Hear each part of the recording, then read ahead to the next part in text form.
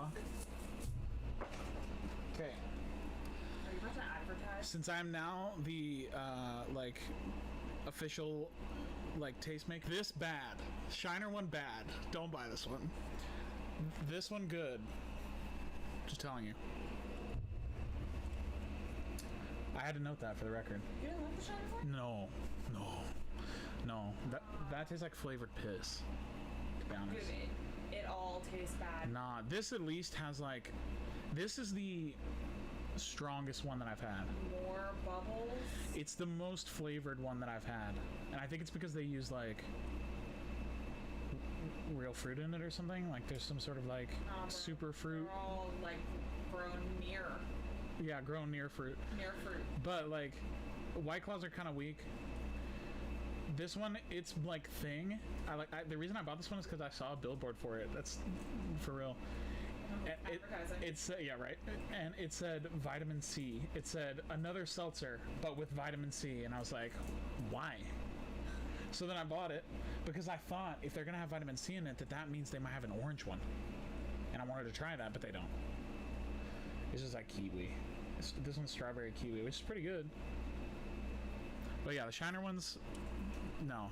Yelp review, 0 stars. Well, not 0. Fireball gets 0. But maybe 2. 2 out of 5. 2 out of 5 stars. 2 thumbs down, though. So, for those of you who have been, I don't know, I guess living under a rock today or whatever, the Trump constantly shitting their pants about for 5 years. No, you're about 4. 4 years. So for 4 years, during the election. We got some of them. So, first of all, I want to make this point before we go any further into diving into this. The guy who can get Trump's tax returns, who can legally get them without asking anybody, without having to file some sort of motion or do some sort of crazy legal hoops, is a Democrat. And he heads the committee that would be able to do that. And so it is likely, in fact, the scenario probably is that these came from him getting them or that committee getting them and then leaking them to the press, knowing that Joe Biden is going to have a debate with Trump in 2 days. I mean, this kind of seems like the thing that you hit somebody with on Sunday before a Tuesday debate. It's pretty obvious that that's probably what's going on here. But I figured not everybody would want to read I don't know, The whole thing. 18 pages of shit to figure out what it means that we got his return. So I figured we'd all go through it together. So listen, first, before we do that, here's some like breaking news. Hold on, I gotta hit the button. Did I do it? Haha! So this guy, Brad Parscale, he is a former Trump campaign manager. He was the guy that was in charge of their digital strategy, and which is like all the insane amount of social media ads and shit that you see everywhere. That's this guy. He was fired in July from the Trump campaign, and he has been hospitalized after threatening to harm himself. The campaign manager was hospitalized after threatening suicide. His wife called the police shortly before 4 p.m. Of course, they're in Florida. Parscale, who was the only person inside the home at the time, had access to multiple firearms inside the residence and was threatening to harm himself. So, obviously, you know, we don't ever want to, like, poke at people's mental health or joke about anybody self-harming, of course. But I did find it interesting that this story is happening. And in July, when he was fired, this story came out, which is the Trump campaign accused of masking $170 million in spending, where a nonprofit group alleged in a complaint that the Trump's re-election campaign had violated the law by masking $170 million in spending.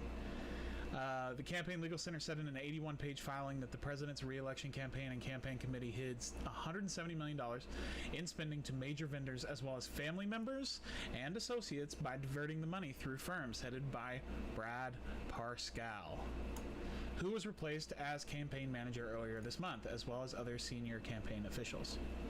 So I find it interesting that this guy is now having a breakdown now that there is oversight starting to happen, because like we know what Trump does in these situations, right? Like he just immediately grabs the most forward-facing person and throws them right under the bus every time. So I'm sure this guy is either thinking like, oh damn, I'm in some legal hot water because this is bad, like they're gonna be upset with me and I'm gonna have to, there's gonna be hearings and I'm gonna have to like rat or not rat on the president or whatever. And so he's either thinking holy shit and having a breakdown because of that, or he's thinking, well, even if none of that happens, the president's going to get out of all that happening by throwing me completely under the bus, full speed. So, yeah, that happened. And I think that does a good job of like illustrating the issue with Trump specifically, is that he's just like a New York real estate dude.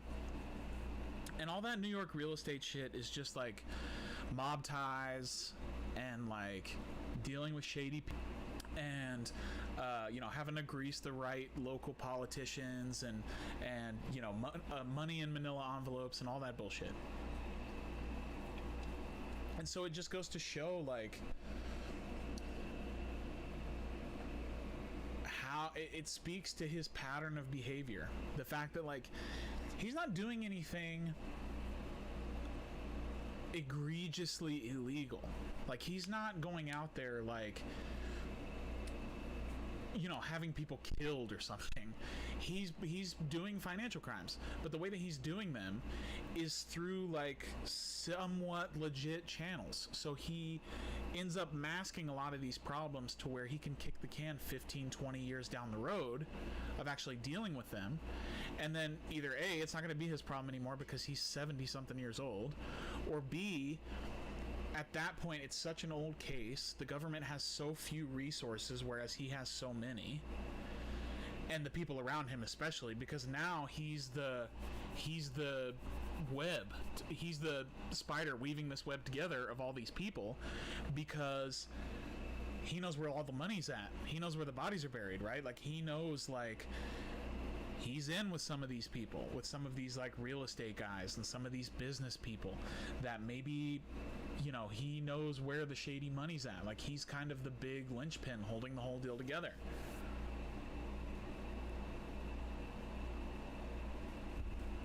And so like he knows that there's enough protection there for him to be able to defend himself against the government, which makes sense.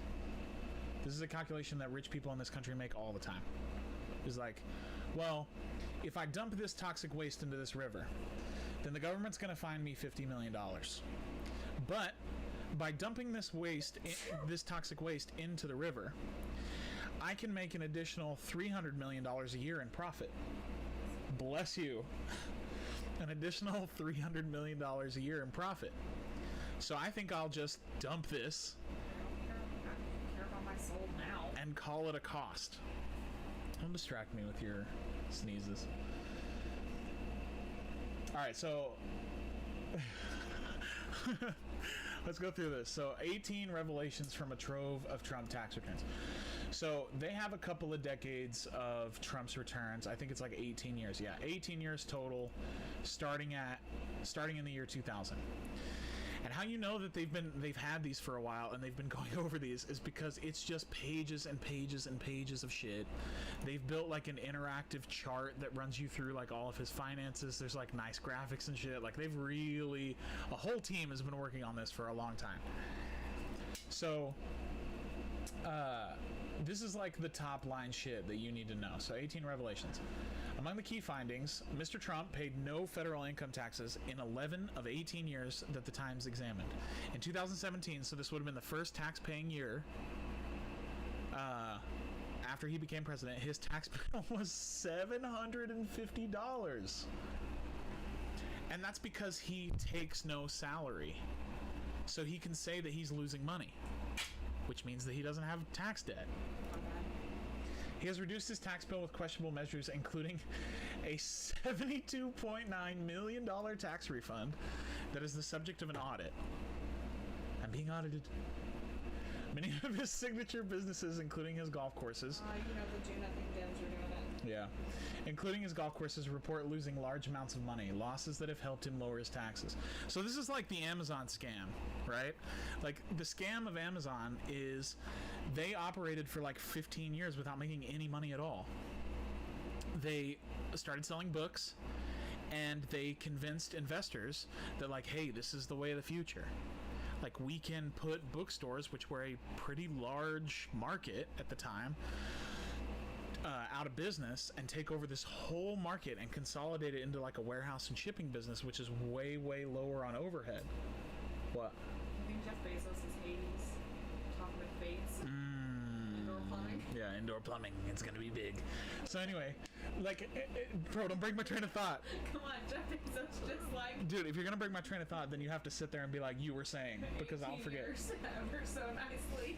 So anyway, they spent all this time convincing other millionaires and Silicon Valley douchebags that that Amazon was a worthwhile investment because eventually it would be the most profitable at that time bookstore. But now it's more like everything, retail marketplace in the world. And all you got to do is put your money in and wait. And it will one day own everything, and you'll be a, ultra millionaire. And in order to do that, they have to claim that they're losing money. So they operate off of a little bit of venture capital here, and they take on a little bit of venture debt here, and they go to a bank and get a loan for this, and then they claim that they take tax credits from local governments, all the while shutting down local businesses and destroying local economies. And they operate at a loss so that they don't have to pay taxes. And so they can continue to lower their prices and cut out other businesses. And that benefits them because they're showing a profit loss. So that's the big macro version of that scam, but the Trump version is just a hilarious, like, Three Stooges version. The financial pressure on him is increasing as hundreds of millions of dollars in loans he personally guaranteed are soon coming due. First of all, who the fuck wrote those loans? Like, what dipshit was like, oh yeah, the Apprentice guy? For sure. Yeah, that guy. Here's a couple $100 million. Even while declaring losses, he has managed to enjoy a lavish lifestyle by taking tax deductions on what most people would consider personal expenses, including residences, aircraft, and $70,000 in hairstyling, which I find hilarious. Ivanka Trump, while working as an employee of the Trump Organization, appears to have received consulting fees, and this is like an old trick. If this is all he had done, he'd just be a regular businessman. That also helped reduce the family's tax bill. As president, he has received more money from foreign sources and U.S. interest groups than previously known. The records do not reveal any previously unreported connections to Russia, so obviously. So this one interests me. As president, he has received more money from foreign sources and U.S. interest groups than previously known. U.S. interest groups is pretty broad. That's a pretty broad way to put that. U.S. interest groups like the NRA, U.S. interest groups like the fossil fuel industry. But then foreign sources, this is all just like straight real estate scam and hotel chain scam, which is just like, I'll have the Saudis set up like a permanent floor at Trump Tower, DC, or some other corrupt government, get them to invest money in renting out a floor of Trump Tower for 4 years, and they'll pay 300 times what the rent actually is, and in exchange I'll have a meeting with them every now and again. Or the next time they need to do a weapons deal, like, I'll really look at it nice and hard. Like, that's easy, just regular corrupt bullshit.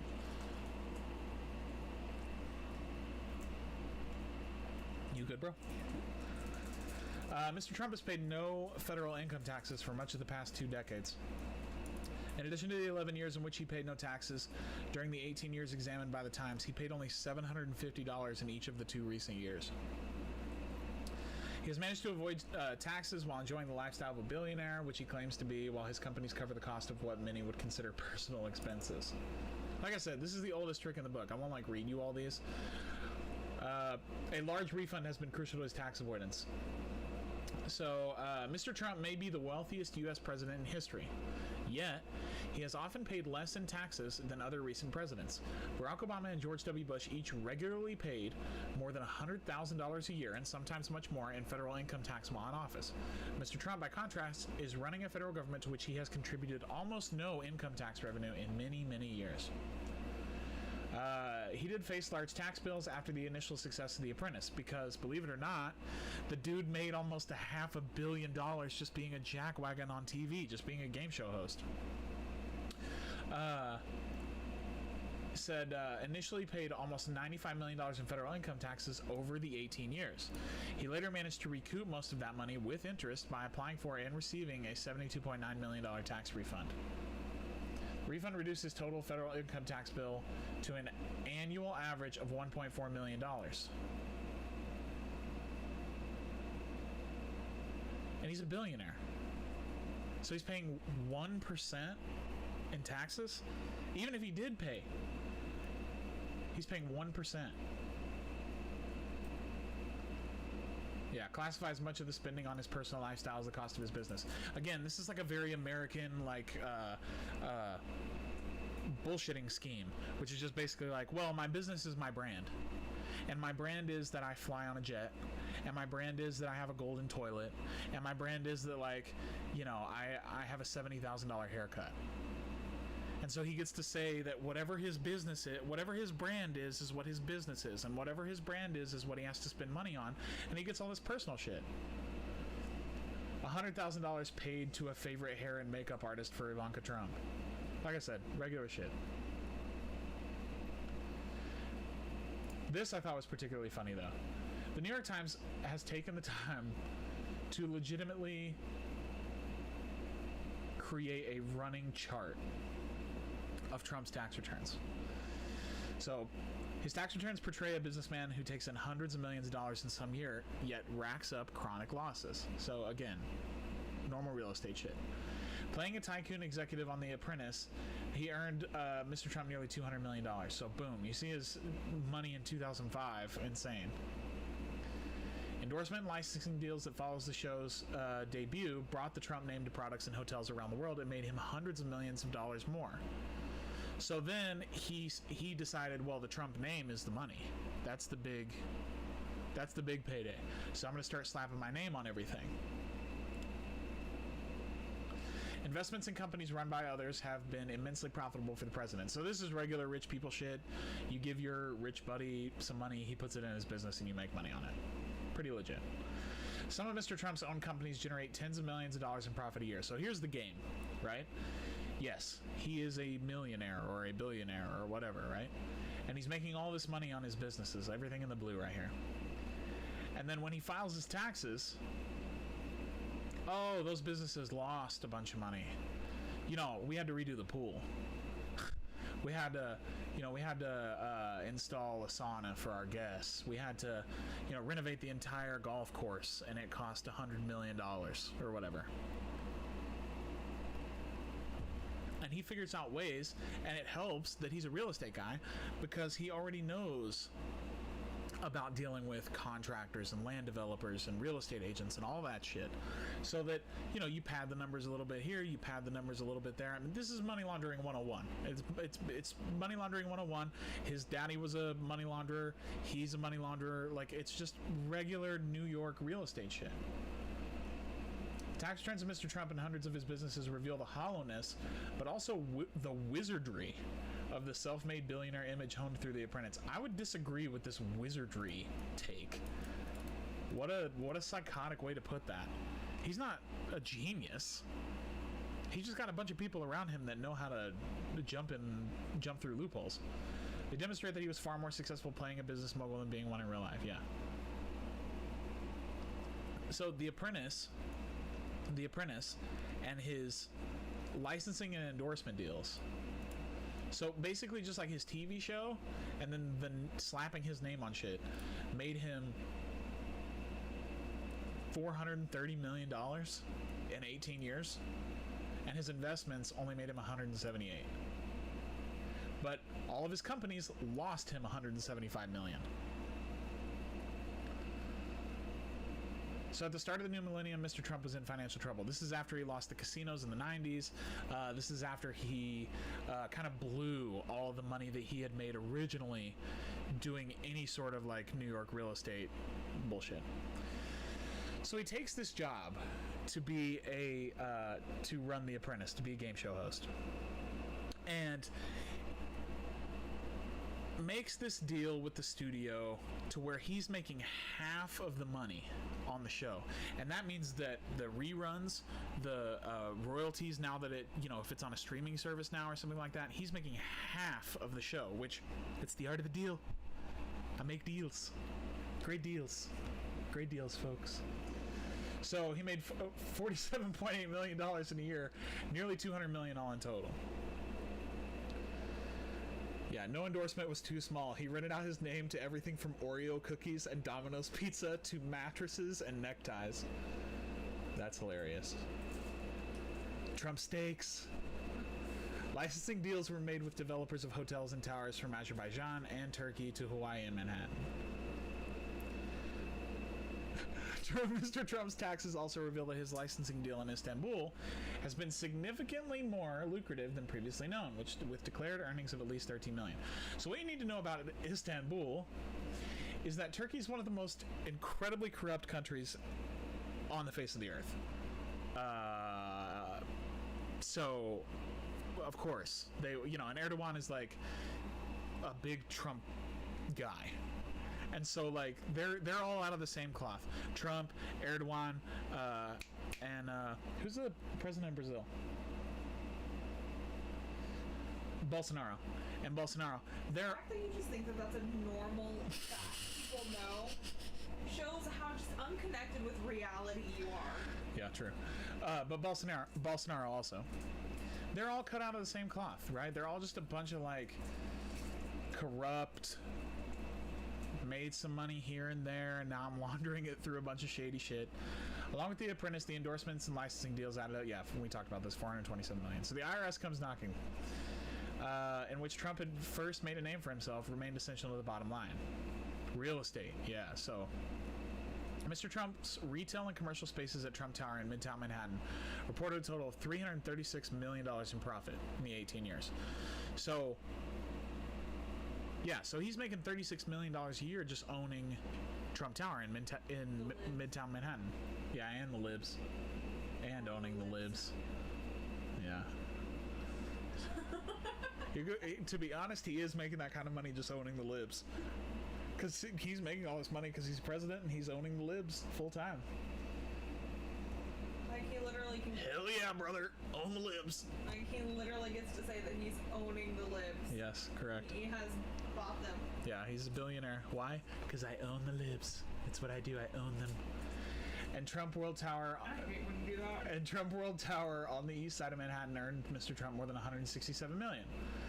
Okay, so I'm confused now. This sounds like he's making money.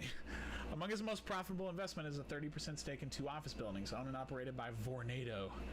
Mr. Trump's share of the profits totaled 176. Damn. That was a good little... One of those, like, Sharknado. No, Vornado's a little fans. That's a Vornado. But many of his highest profile properties are money losers. None more so than the sprawling collection of golf courses he bought with profits. Holy shit. Just imagine, like, making $500 million. I'm talking to you. Imagine making $500 million. Well, I mean, I'm talking to them, but I'm also talking to you. Imagine making $500 million and being like, you know what I'm going to do now? Here's my genius investment idea. I'm going to buy some golf courses. Okay.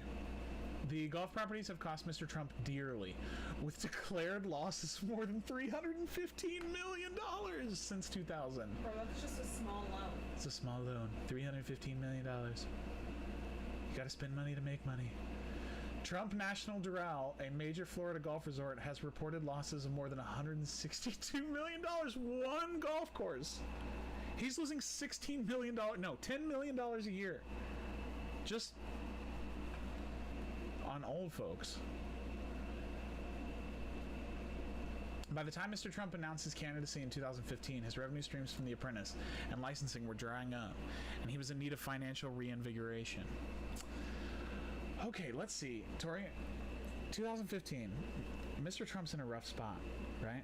He's down on his luck. He's maybe stopping for like $20 bills on the street instead of like stepping over them. You know, he's really like, he's pinching pennies. Those pennies. Like he gets his shit gold plated instead of made of gold. You know what I'm saying? And it's 2015.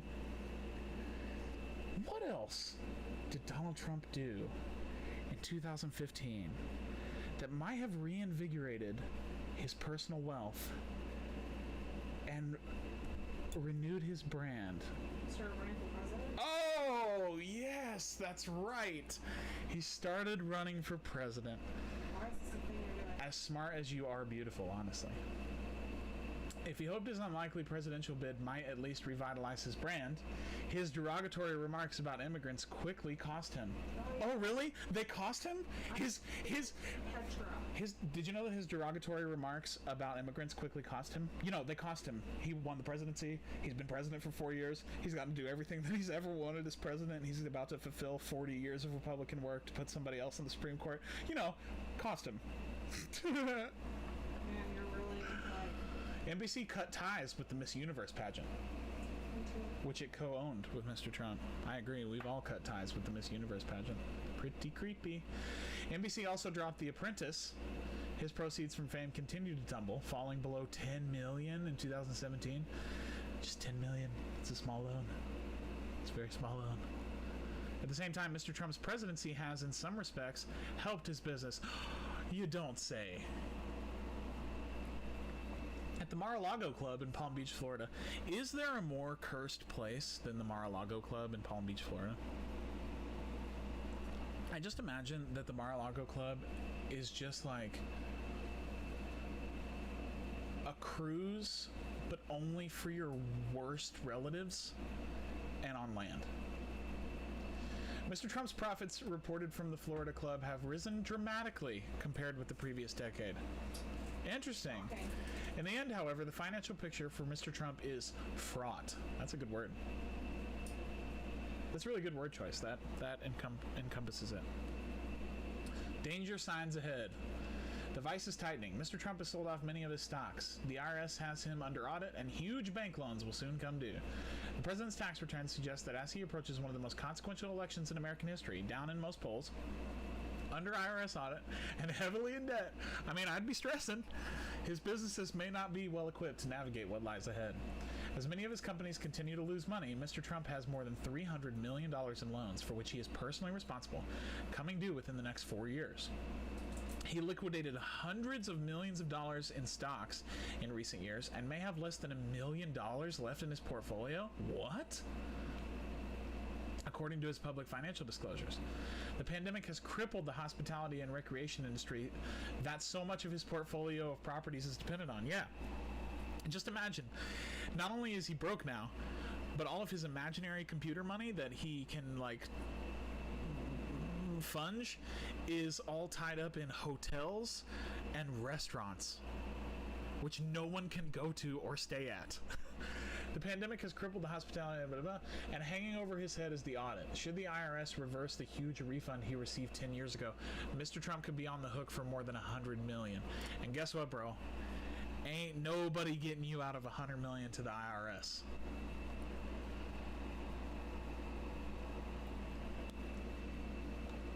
Damn. Yeah. I mean, look, they've been working on this. Years and years of tax avoidance.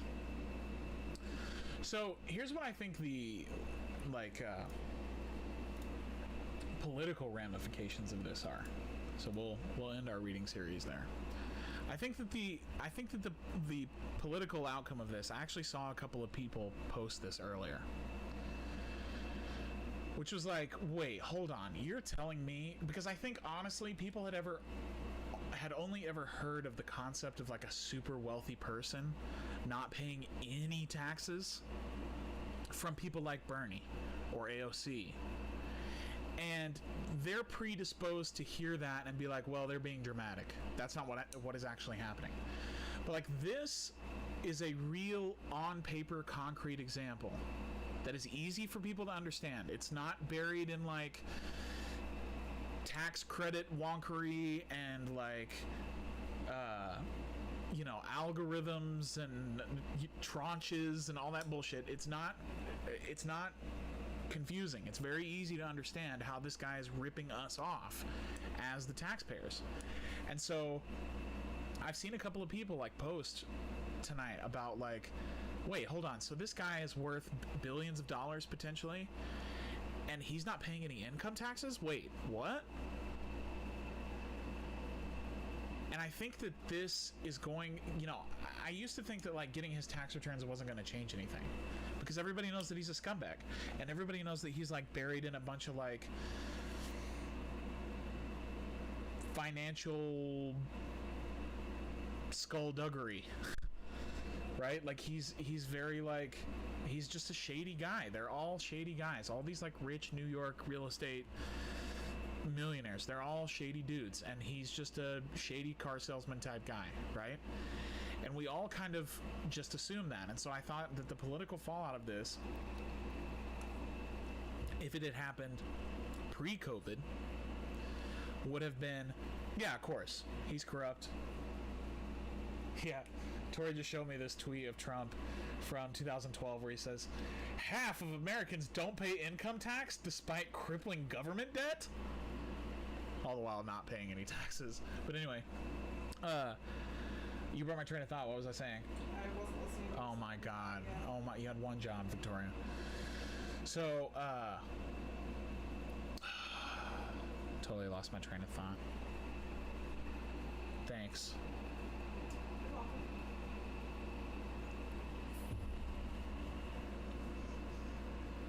Was it really that important if you can't remember what you were saying? That's a good point. Oh yeah. So I'm thinking that like, if this had happened pre-COVID, people would have just been like, yeah, he's just a corrupt son of a bitch. Like, of course that's the case. We never assumed anything different. Of course he's fudging his numbers, and this is just what regular rich people do, is they like, cook the books a little bit, and that's why they become rich. Like, that would have been the common understanding of this. But because it's coming out at a time where the facade of Trump as a competent leader and therefore successful businessman is being chipped away at because of his COVID response, because of his response to racial unrest. I mean, just think about being perceived as like a competent CEO or business owner or whatever, and you can't handle like customer service. Like, you can't handle like a shitload of people are mad at you because of the way you're managing something, and you can't handle de-escalating that. Like, that just speaks to people internally about like an inability to lead, like an incompetence, and people smell that like blood in the water. Like they smell that like weakness. They're like, well, I elected you to be the businessman because like rah capitalism and shit, and you're incompetent. Oh my God, like that was the one thing I leaned on you for. And so like, I think that a better understanding, and plus you have a lot of people who are like, wait, hold on, I'm waiting in a food line and a whole bunch of people are buying new homes and like buying new cars cash and going out and investing in stocks and like spending all kinds of money, and I'm having to like get money from the food bank, or I'm having to apply for unemployment, or I'm like all that stuff. I think people are more conscious of the fact that like, I'm doing all this and my life is the way that it is, and my bills are the way that they are, and my financial condition is the way, and my children's financial condition is the way that it is, and this asshat who's worth billions of dollars isn't paying any income tax. I think it wasn't going to matter before, but I think there's a confluence of things going on all at once between COVID, people being displaced or financially hurt by the climate events that we've had over the last however long, ever, and then the unrest, the general unrest that is spanning out of all that, and racial injustice and all that kind of stuff. I think that people are starting to, in a way, our project is more successful because people are starting to take in shit through a more class conscious lens. Like they're starting to think about stuff but more worker versus capital instead of, you know, white versus black, white versus brown, you know, northerner, Yankee versus southerner, you know, like all that type of stuff. Those divisions are slowly, which is good. That means that the project is working. And that just means that, like, we have to keep pushing people in that direction. Like, the reason that this is coming out, like, let's all be very clear. I said this at the beginning of the stream, is like, Joe Biden's going to hit Trump with this on Tuesday at the debate. Like, there's no way that that this hasn't been strategically leaked to the media and put together this way 2 days before the debate so that they can have a full news cycle all day tomorrow about it, and then a full news cycle all day Tuesday about it. And then Tuesday night have the debate, and Biden come right out with his whole, like, I'm just middle-class Joe. You know, I spent all this time being a senator, being worth $200,000 or whatever the hell. Meanwhile, you know, making super lucrative deals for himself and his son and his brother and everybody else in the world, and selling out completely to the credit card companies that are based in his home state. You know, like, of course, it's hypocritical, but it's going to make sense to people, and this is a win for the left if you're willing to take it, which is that it's going to force Biden to have a conversation about class, even if it's tangential, even if it's just grazes the edge of that conversation. He is going to have to talk on national television about why people think that Trump is an asshole, and maybe he is not. And the only way that he can make that distinction now is on a class basis, is by talking about the fact that, like, Trump's like a New York billionaire that's clearly ripping everybody off and a jackass, and he hasn't paid any taxes. Meanwhile, I've rolled up my sleeves and worked hard for America and yada yada yada. I mean, these talking points write themselves. Like, I could do this.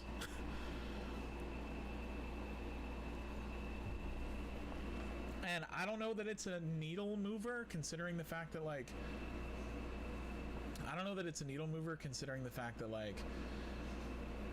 we're already dealing with Supreme Court insanity.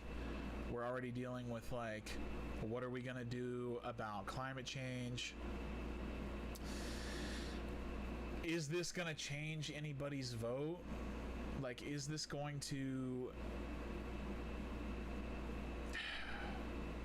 I don't know. Is this gonna move anybody from being gung-ho about Biden versus being gung-ho about Trump or whatever? I don't think so. I think that undecideds are such a small pool of people. I mean, the amount of undecideds that there are left to even, like, try and sway is so negligible that it probably won't make a difference in the election. But I think that where you're going to see the residual effect is people working on down ballot races, people going and working on Senate campaigns, House campaigns, and then, you know, if you've got people who are organizing for a Democratic, well, right, yeah, Trump is cheating, of course. What the fuck? Like, of course he's cheating. So what? Bush cheated. He was president for 8 years. So what? The question is, what are you gonna do about it? Like, what? Like, bro, I hope you're right. Chat says blue wave is coming. Okay, I hope you're right. Like, that'd be great. But, like, name 5 things that they're gonna do with it. Name 3 things that they're gonna do with it. They're already backing off packing the court. They've already said we're not going to do Medicare for all. They're already talking about how we need to increase military spending. Joe Biden came out yesterday and said that we need to increase defense spending and focus it on special forces, which are the people who are just running through Africa right now, propping up insane regimes, running through the Middle East, propping up insane regimes, creating the reason that we have to continually be there. Sure, I hope you're right. I hope that it's the right blue wave that we get, but like, there is no indication that that's what's going to happen. Exactly. Trump and Republicans are corrupt. Okay. Yeah, I just spent 30 minutes reading a thing from the New York Times talking about how corrupt they are. We don't disagree. He's corrupt. Okay. So what? So what? Like, corruption is only corruption because there's somebody in place to charge the corrupter with a crime. There's someone to hold that person accountable. Who's going to hold Trump accountable for cheating? Who's going to hold Trump accountable for these tax returns? Who's going to hold Trump accountable for forced hysterectomies at the ICE camps? Who's going to hold Trump accountable for drone bombing an 11-year-old? Like, okay, yes. Yes, okay, yes. A lot of Democrats won seats in 2018. You're right.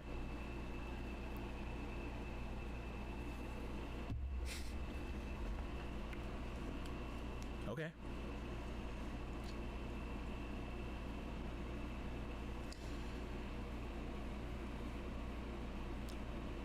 But when has that ever happened? Chat says the courts are going to hold him accountable. When? Like, when are any of these people held accountable? Like, yeah, I feel you. They should be, right? But why do you think the Supreme Court's 6-3 now? He's going to jail in 2021. Bro, I would suggest that you take all the money that you have in the bank and go to Vegas and put it on the odds that he's not.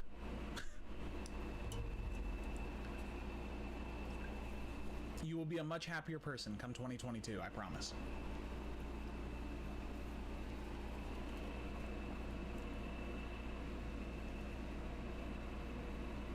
Okay. But, okay. Yes. Once he's out of office, the gloves can come off. Okay, let me give you a parallel example of this dynamic.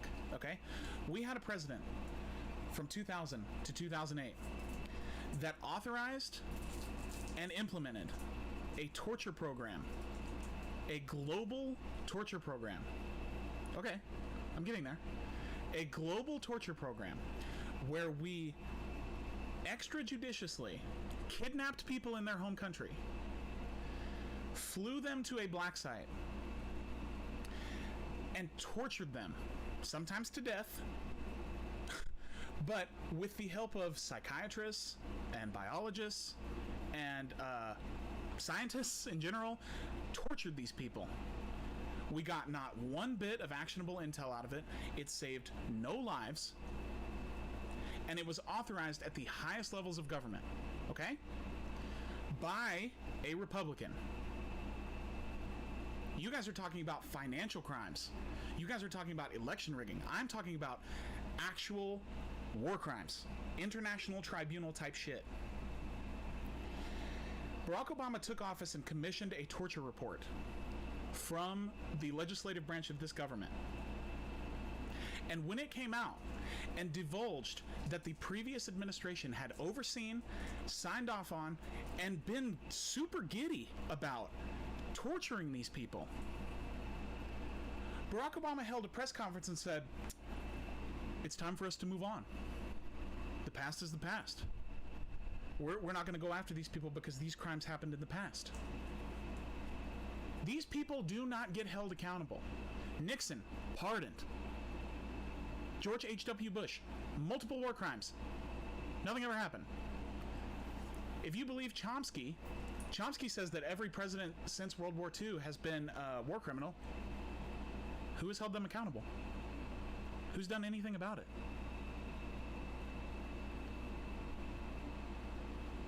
I mean, look, I'm on your side. I hope that happens. I agree. I agree with you on that point. Domestic crimes are far easier to pursue. However, what do you think is more likely? Do you think that it's more likely that Trump goes out of office? Let's say everything goes okay, Joe Biden wins. Let's just say that happens. Joe Biden wins.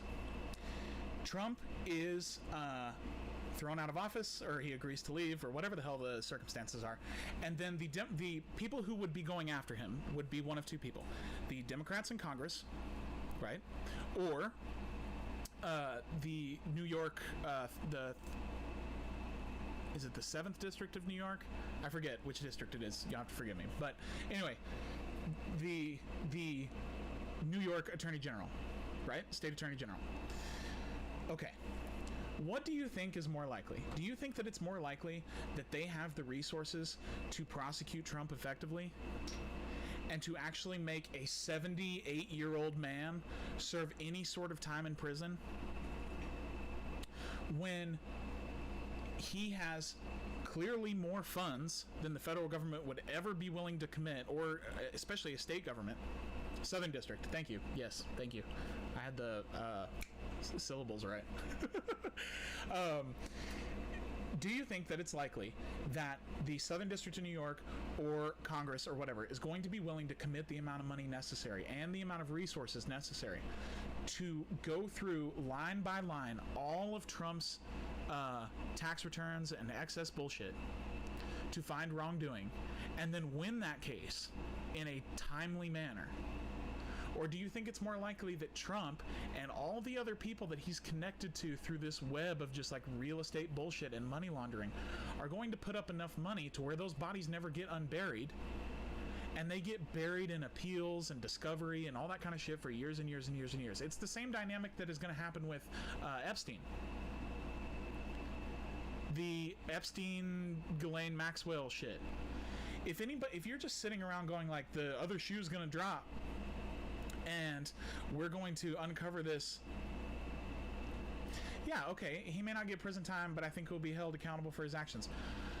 Okay, but like, it's that thing that I was saying earlier, which is like, I'm a chemical company. The U.S. government is going to fine me $5 million if I pour this uranium into this stream. But by pouring this uranium into this stream, I can make excess profit of $30 million a year. So I'm just going to go ahead and pour the shit into the stream and take the $25 million. It's the same dynamic. Yeah, he may get fined, but again, he's 78 years old. You know, like, what's the worst that you're going to do to this guy? You know, he's a old school, like, New York real estate douchebag that has covered his tracks. Yeah, you know, you might get him like Capone, right? Like, you get him for tax evasion. Like, that's kind of where this is going. Is maybe we get him like we got Capone. Maybe. But so what? 200,000 people have died because of this douchebag. You know, we've eroded basically every regulatory function of the government because of this guy. And we're going to get a couple $1 million out of it? Like, maybe he has to pay the IRS $100 million? I mean, we're talking about irreparable damage. So, yeah, held accountable. You know, maybe his life's very uncomfortable for the last 5 years of his life. True. You know, okay. But, yeah, I mean, I can feel that. But just wanting something to happen, I feel you. It's just... that's that dynamic I talk about on the stream all the time, which is like, that's just you trying to cope with the fact that, like, we don't have any way to actually get redress with our government. Like, we don't have any way to actually democratically hold people accountable for anything, because we have put people in positions of power where they can unilaterally make these decisions for us. Barack Obama not trying people for torture. Barack Obama not throwing the bankers in prison, which is a domestic example that I didn't even think of until now. Barack Obama not throwing the bankers in prison after 2008. You know, like, take your pick. The Enron folks are basically the only people that had to take any sort of fall. And even then, it was like, what, 3 or 4 guys? You know, so, like, yes, we all want something to happen to Trump. Like, it would be great if we just, like, brought back the gulag and threw that motherfucker in there. Sure. But, like, in the grand scheme, I think that that's just us as the left, or us as, you know, if you're a Democrat or whatever, trying to cope with the idea that, like, this system birthed Trump. Like, this system gave us Trump as an institution. Like, the way that our capitalism works, the way that our markets function, the way that we elevate stupid people to the top of our society, the way that we allow reality TV stars to be the most important movers of culture, that shit led to Trump. And us saying, I just want something to happen to him, is kind of like saying, like, I just want my dad to come in and look under the bed and check for monsters. Like, you're not solving anything. You're not repairing the material conditions that gave you this asshole. You know, like, this is cheap, but, like, Trump can't do forced hysterectomies in ice camps if Barack Obama doesn't build the ice camps. Like, this shit has been rolling down the hill for a long time. Like, this snowball has been going for a while. And now, do you not think he gets dropped by the Republicans once he can't serve their needs anymore? I don't know, man. I think there's a dynamic with the Republicans that, like, at a certain point, you're past the point of no return, right? Like, at a certain point, you've gone this far, you got to keep going. So, for instance, like, if they appoint Republican electors in places like Pennsylvania or Florida or Ohio, like loyal Trump electors, and they swing the election that way, and the Republicans know that that's going on and it's widely reported on and stuff, which it already has been, and they do, then they've already kind of, like, no, I know, but they already kind of, like, have gone too far at that point, to where it's like, well, we got to stick with Trump. It's the dynamic of, like, the getaway driver, right? Like, oh shit, the cops are here, but, like, at this point I'm already driving the car. Like, at this point I'm already driving the car, we've already robbed the bank, you know, we're already going down the road at 120 miles an hour, I might as well try to get away. Like, that's the dynamic, I think. Is, like, the Republicans are looking at this like, look, in theory, we're getting everything that we want. Like, we're not a huge fan of how he's doing it, and how he's saying the quiet part out loud, and how he is, you know, putting the ugly face on all the shit that we want to do. But we're getting everything that we want, and it's not hurting us electorally to ride this train because the base is with him. So we can constantly mobilize the base to keep us getting reelected, and it works for us. Now, I agree with you, there is a certain point where, like, that cost-benefit analysis flips, and they realize that, like, well, his electoral ability, his electoral viability, and his connection with the base is not good enough for me to justify sinking my entire existence as a party or as an individual Republican. But that hasn't happened yet. Trump clearly has the base. Like, he's rock solid with those nut jobs. Like, they're not moving. They love this guy. Yeah, I agree. If he loses, they're gonna want to move. If he loses, they're gonna want to pretend that this was a one-off. They won't be able to, and it will lead to their downfall, and that's why I think we're going to have a House, Senate, and presidency Democrats for the foreseeable future.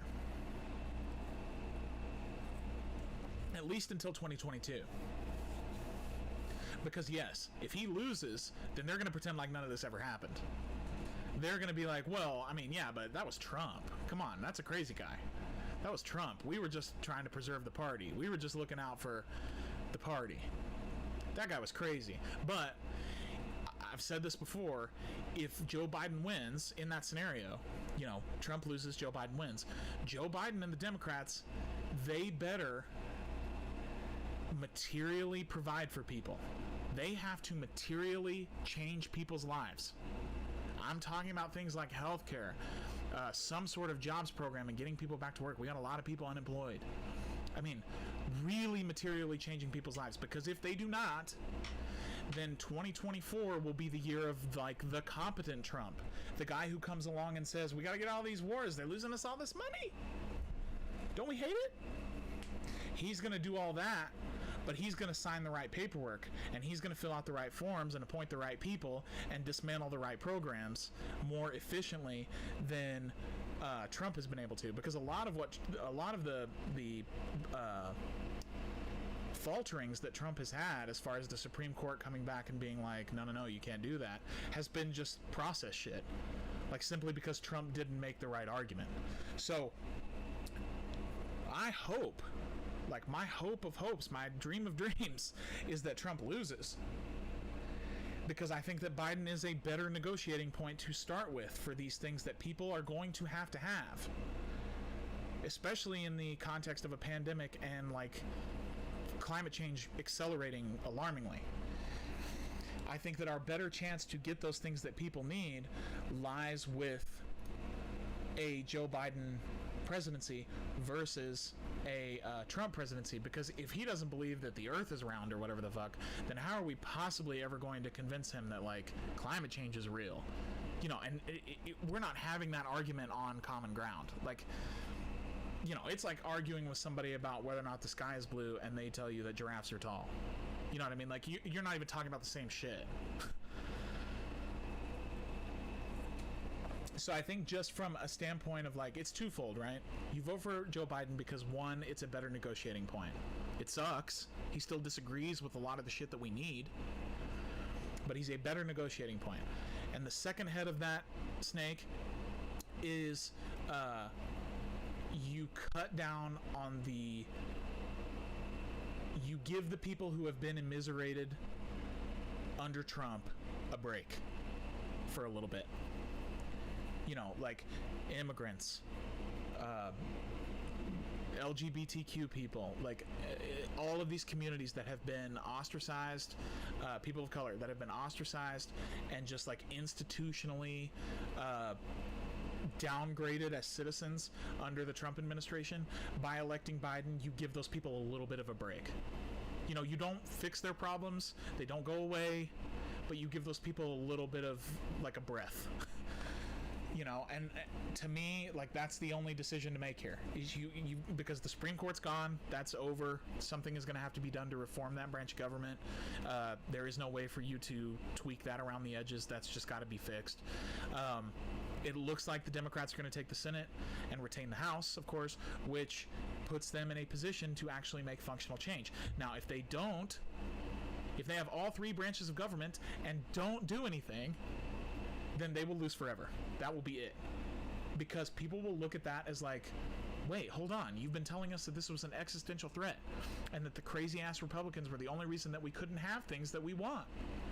And now you guys have all three branches of government and we're all paying attention now and you're not going to do shit?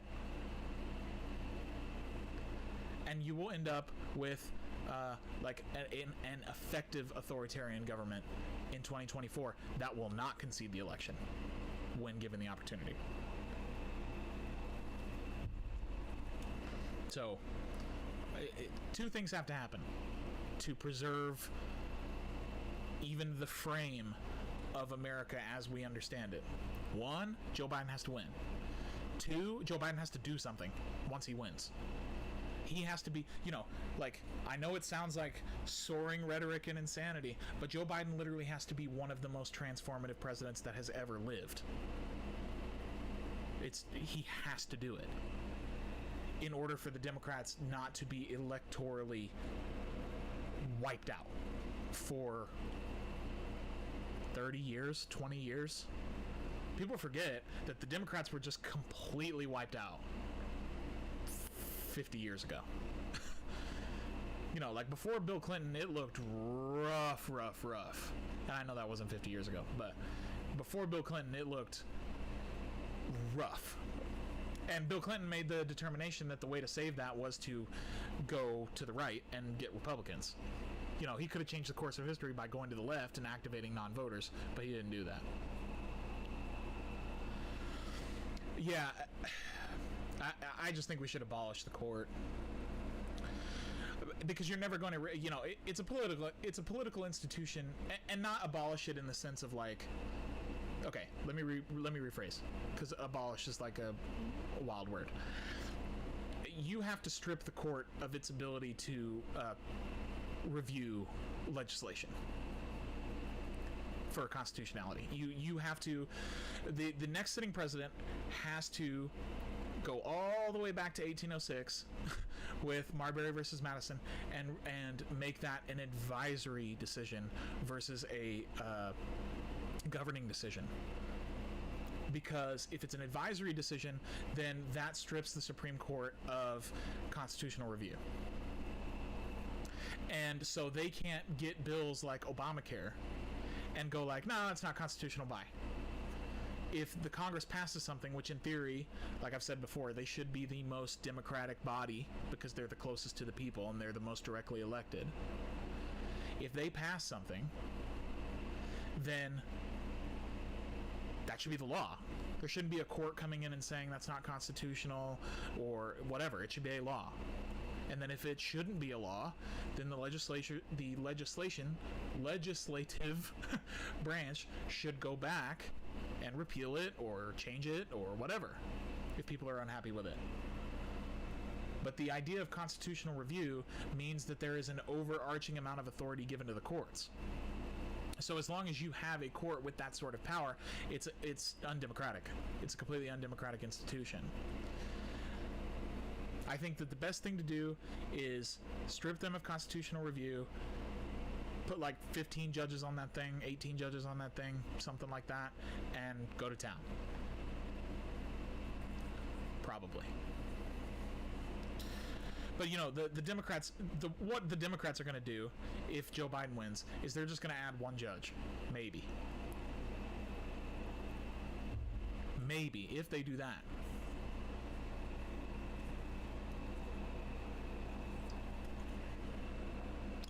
Yeah. So, all right, well,